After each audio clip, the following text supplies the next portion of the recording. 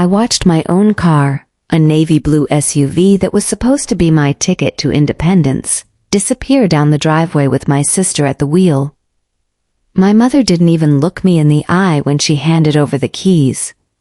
She just smiled that thin, practiced smile and said, "Madison has a baby, Aria. You're single. You're flexible. You'll understand." In my family, flexible was just a polite word for expendable. My name is Aria Reynolds. I'm 24 years old, and for as long as I can remember, I have been the shadow to my sister's son. Madison is 4 years older, a mirror image of our mother with her blonde hair and effortless laugh. I'm the quiet one, the observer. The one who works that little computer thing from home, which, in my mother's eyes, isn't a real career. 6 months ago, my grandmother Eleanor gifted me a Honda CR-V for my 24th birthday. It was the first time I felt truly seen. But 3 weeks ago, Madison's minivan broke down. Without a word to me, my mother volunteered my vehicle. A 1-week loan turned into 3. My texts were ignored. My calls were met with icy reminders that I didn't really need a car because I worked from my apartment. The breaking point came on the night of Grandma Eleanor's 70th birthday party. I arrived at the Rosewood, a restaurant that reeks of old money and crystal chandeliers, in the back of an Uber. As I stepped out, I saw it. My SUV, parked in a prime spot right by the entrance. But it wasn't mine anymore. There was a baby on board sticker plastered on the rear window and a car seat anchored in the back. Madison and her husband Derek hopped out, waving at me as if they hadn't spent the last month driving my property without permission. "Convenient, right?" Madison chirped, smoothing her dress. "Mom said you'd be fine with it." I didn't argue then. I didn't cause a scene in the parking lot. I walked into that private dining room, past 40 members of my extended family, feeling like a ghost at my own funeral. I took my seat at the very end of the long table, far away from the important family members, and prepared to play my role as the invisible, flexible daughter one last time. The first hour was a blur of appetizers and forced small talk. But then, the room went quiet. Grandma Eleanor, looking regal in navy silk, leaned forward at the head of the table. Her eyes, sharp as a hawk's, scanned the room until they landed directly on me. "Aria, sweetheart," she said, her voice cutting through the chatter like a blade. "I noticed you arrived in a rideshare tonight. Tell me, what happened to that beautiful SUV I bought for your birthday?" The clinking of silverware stopped instantly. 40 heads turned towards me. My mother's face went pale, then quickly morphed into a mask of maternal pride. She didn't give me a chance to speak. "Oh, Eleanor," Mom announced loudly, her voice dripping with fake warmth. "Aria was so wonderful. She realized Madison needed it more for the baby. She gave it to her sister. Aren't we just so proud of how generous she's become?" The room erupted in awws and murmurs of approval. My mother had just rewritten my robbery into an act of charity in front of everyone I knew. I felt the heat rising in my chest, a fire I had suppressed for 24 years. Grandma didn't join in the applause. She just tilted her head, her gaze never leaving mine. "Is that true, Aria?" she asked softly. "Did you give it away, or was it taken?" The room went so silent you could hear the waiters breathing. My mother's hand tightened around her wineglass until her knuckles turned white. She sent me a look that said, "Don't you dare." But Grandma was already reaching for a manila envelope. What was inside that envelope would turn this birthday party into a legal crime scene. I took a breath, the kind that feels like you're jumping off a cliff. "No one asked me, Grandma," I said, my voice steadier than I expected. "I was told it was a 1-week loan. That was 21 days ago. Every time I asked for it back, Mom told me I was being materialistic and difficult because I'm single and flexible. The murmurs of "how sweet" died a sudden death, replaced by an awkward, heavy tension. My mother Linda stood up so fast her chair screeched against the hardwood. "Arya, this is a small family matter," she hissed, trying to force a laugh that sounded like breaking glass. "Let's not bore everyone with details. We can talk about your little car later." Small? Grandma Eleanor's voice was ice. "A vehicle worth nearly $30,000 is a small matter, Linda?" "Mother, please," Mom pleaded, her eyes darting around the room at her siblings and cousins. "You're embarrassing yourself. It's just a car." "It's not just a car," Grandma replied, rising slowly to her feet. At 70, she still held the posture of a queen. "It's a symptom of a very deep sickness in this family. You stole from your own child, lied to me about it, and then tried to use her reputation to cover your tracks." She turned to my Uncle Robert. "Robert, the envelope." Uncle Robert, who had always been the most level-headed of my mother's siblings, reached under the table and pulled out a thick beige folder. My mother's face went from pale to a sickly shade of gray. She knew what was in there. "Everyone," Grandma addressed the table. "Since Linda decided to make Arya's generosity a public topic, I think the public deserves the full story." Robert read the registration. Uncle Robert cleared his throat and opened the file. "Vehicle registration, State of California. Registered owner, Eleanor Mitchell." A gasp rippled through the room. My mother stammered. That was just for tax purposes. Everyone does that for trust funds." "Do they?" Grandma's eyebrows shot up. "Read the next page, Robert. The disbursement agreement." Robert's voice carried to every corner of the silent restaurant. "I, Linda Reynolds, hereby acknowledge receipt of $28,000 from the Mitchell Family Trust. These funds are designated specifically for the purchase of a vehicle for my daughter, Arya Reynolds. I agree that this vehicle will serve as her sole property and cannot be transferred, sold, or loaned to any other family member without her explicit written consent." He looked up, his eyes hard. "It's signed by Linda, and I witnessed it." The room was no longer silent. It was vibrating with the energy of a scandal. My cousins were whispering, and my Aunt Patricia was looking at my mother with pure disgust. Madison, meanwhile, looked like she wanted to melt into the floorboards. "Wait," Madison whispered, her voice cracking. "Mom, you told me Arya was fine with it. You said she didn't even want the car anymore because she never leaves her apartment." "I did what was best for the family," Mom exploded, her mask finally shattering. She turned her venom on me, pointing a shaking finger. "This is your fault, Arya. You sit there like a mouse, never speaking up, and then you act like a victim when we make decisions for you. Madison has a husband, a child, and a real life. You have nothing. What do you sacrifice for this family?" "Nothing." The words hit like physical blows. I felt the tears stinging my eyes, but I refused to let them fall. Not here. Not in front of her. "I don't sacrifice anything," I said quietly, "because you've already taken everything you thought was worth having." Grandma Eleanor slammed her hand on the table, a sound like a gavel. "Enough!" Grandma wasn't finished. She reached into the envelope one last time and pulled out a handwritten letter. A letter my mother had written a year ago in a moment of manipulative desperation.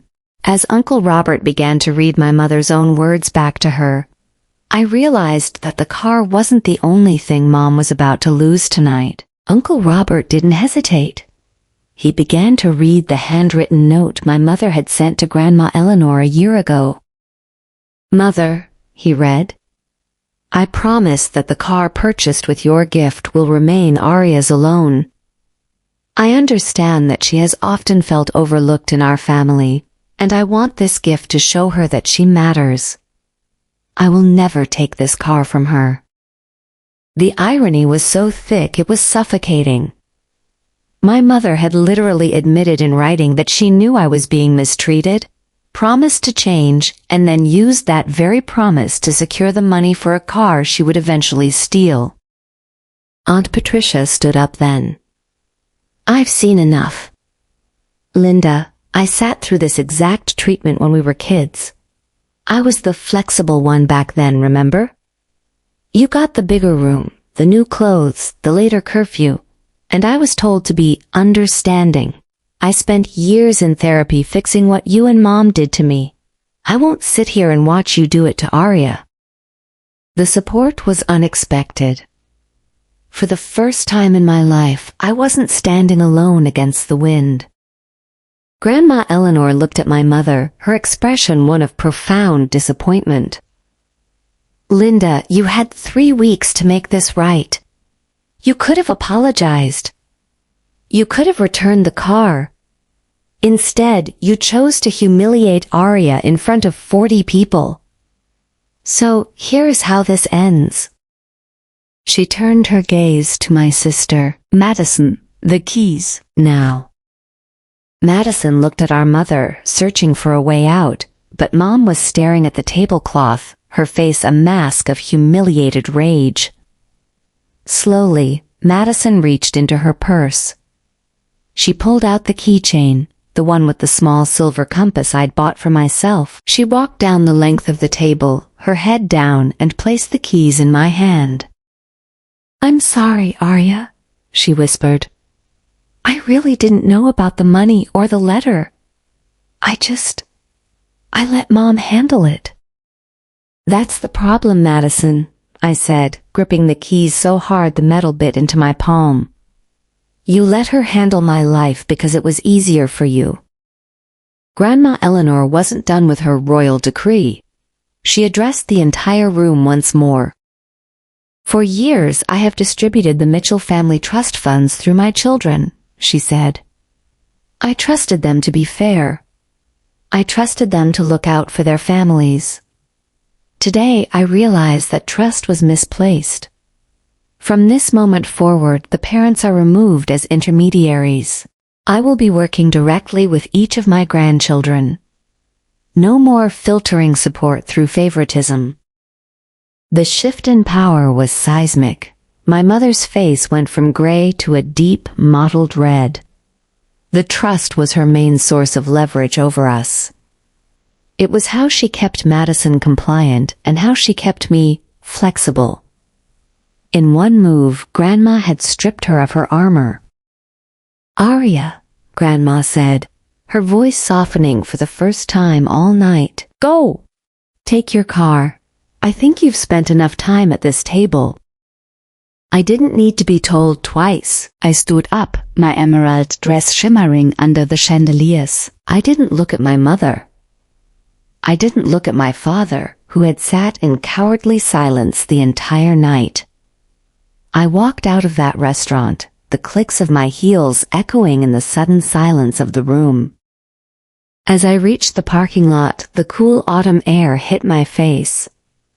I walked straight to my SUV, unlocked it, and climbed inside. It smelled like Madison's perfume and baby wipes. It felt like a stranger's car. But as I gripped the steering wheel, I saw the silver compass hanging from the ignition. I drove away that night feeling like a different person, but the war wasn't over. 2 weeks later, my phone lit up with a call from my mother. She wasn't calling to apologize for the car. She was calling because Grandma Eleanor had just made good on her threat to change the trust. And Mom was about to find out exactly how much flexibility she had left. The 2 weeks following the party were the quietest of my life. No one called. No one texted, except for Uncle Robert, who sent a brief message. Proud of you, kid. Keep the keys. Then came the Tuesday evening call from my mother. I let it ring 3 times before I picked up. "Arya," she said, her voice tight and professional. "I think we should talk. I don't want this family to fall apart over, misunderstanding." "It wasn't a misunderstanding, Mom," I replied, sitting on my balcony and watching the city lights. "It was a choice. You chose to take something that wasn't yours, and you chose to lie about it." "I said I was sorry at the restaurant," she snapped, her patience already wearing thin. "But honestly, Arya, Grandma shouldn't have brought the trust into this. It was private. Now she's being difficult with the distributions." "Has she talked to you? Has she mentioned what your direct portion will be?" There it was, the real reason for the call. She didn't want my forgiveness. She wanted my information. "If you want to know about the trust, ask Grandma," I said. "And Mom. Don't call me again unless you're ready to talk about why you thought I was worth so little. Goodbye." I hung up and felt a weight lift that I didn't even know I was carrying. A month later, I met Madison for coffee. She looked exhausted, no longer the polished, perfect daughter.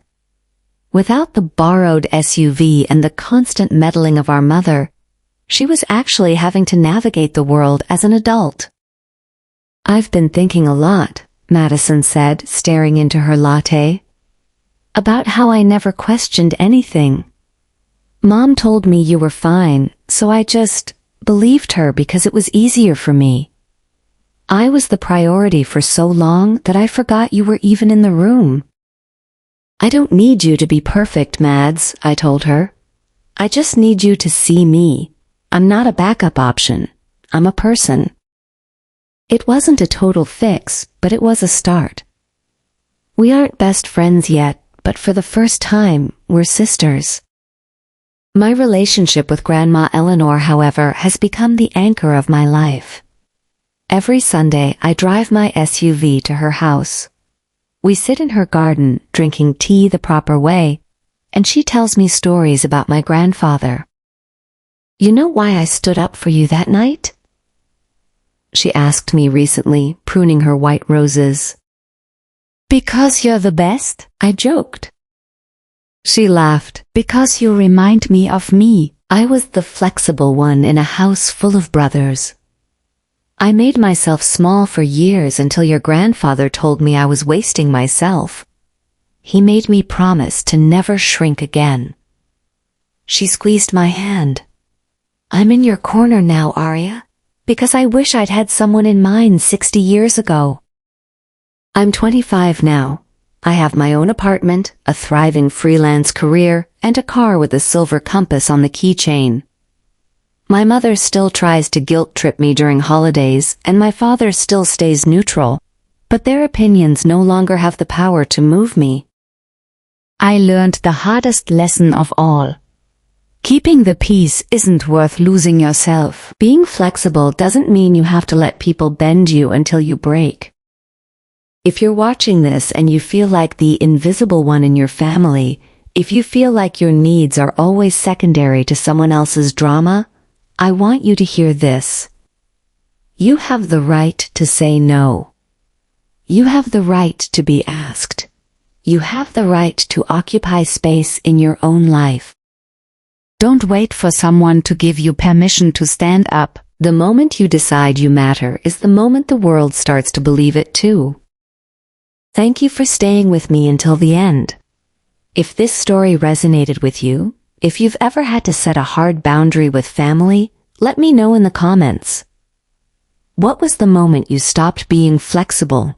And if you want to hear more stories about finding your voice, please hit that subscribe button and join our community.